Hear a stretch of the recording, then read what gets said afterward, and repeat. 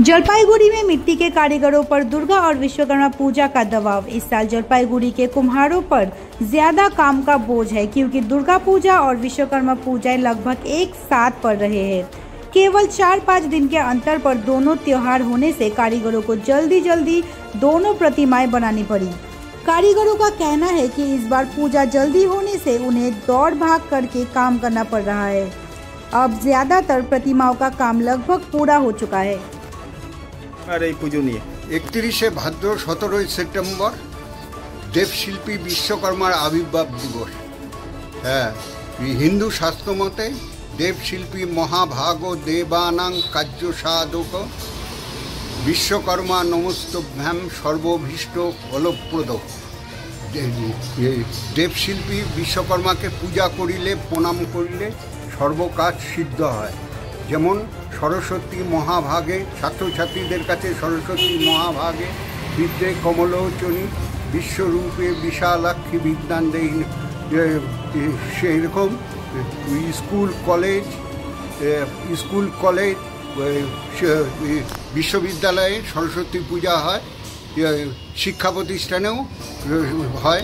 সেই রকম বড় বড় কারখানা ইন্ডাস্ট্রি এখানে বিশ্বকর্মার পূজা হয়।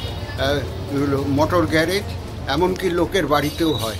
আচ্ছা, এই যে দুর্গা পূজা আর বিশ্বকর্মা একই সাথে হবে এবার প্রায়, এই সামান্য ডিফারেন্স, মৃৎশিল্পীরা অনেকটাই তৈরি। এটা 3 বছর পরই হয়, এটা কোনো নেই। মৃৎশিল্পীদের উপরে একটু চাপ পড়ে যায়, এটা 3 বছর পরই হয়। বিশ্বকর্মা আর দুর্গা তো একই সাথে দেখা যাচ্ছে, একই সাথে প্রস্তুতি শেষ, রং কাজ বা অন্যান্য বিষয়। হ্যাঁ, এবার কি হচ্ছে, বিশ্বকর্মা পূজার 17 তারিখে 27 তারিখ থেকে দুর্গা পূজা, যেহেতু বিশ্বকর্মা পূজা দুর্গা পূজার মধ্যে গ্যাপটা খুব একটা বেশি নেই, 10 দিনের গ্যাপ। সেই জন্য কী হচ্ছে যে দুর্গা প্রতিমা এবং বিশ্বকর্মা প্রতিমা দুটোর কাজই মোটামুটি আমাদের শেষ পর্যায়ে একসঙ্গেই করতে হচ্ছে আর কি।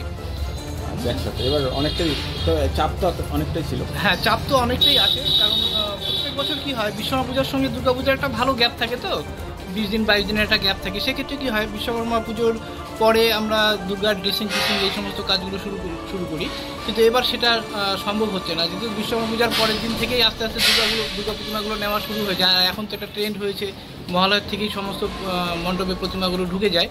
সেক্ষেত্রে আমাদের তো একসঙ্গে বিশ্বকর্মা পূজা দুর্গা পূজা দুটোর প্রস্তুতি একই সঙ্গে নিতে হচ্ছে। প্রস্তুতি শেষ, সব প্রস্তুতি মোটামুটি রঙের কাজ শেষের দিকে, অলমোস্ট ক্লোজ আর কি। এখন আমরা ড্রেসিংয়ের কাজ শুরু করেছি। ড্রেসিংয়ে মোটামুটি একটা ভালো সময় লেগে যায়, যেহেতু এখন একটা ট্রেন্ড আসছে, সেটা হচ্ছে যে বেশিরভাগই দুর্গা প্রতিমাগুলো একটু সাজের উপর ডিপেন্ডেন্ট হয়।